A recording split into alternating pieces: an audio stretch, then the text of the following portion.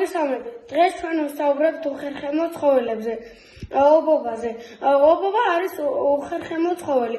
კაცობრიობისთვის ცნობილია ობობის 32,000 ნაირსახეობა.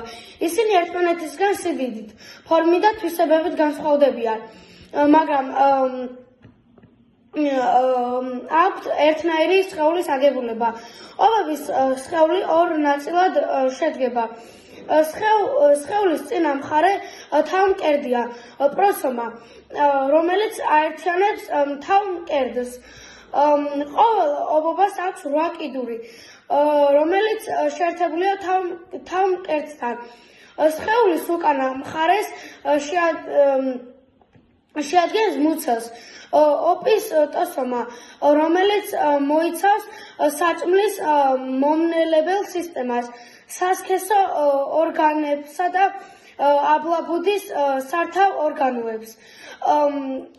მას შუქი ჩაქრა და ასეთ პირობაში მომიწია ჩაწერა ვიდეოს და ესაა ჩემი გამოძერწილი ობობა. ნახვამდის.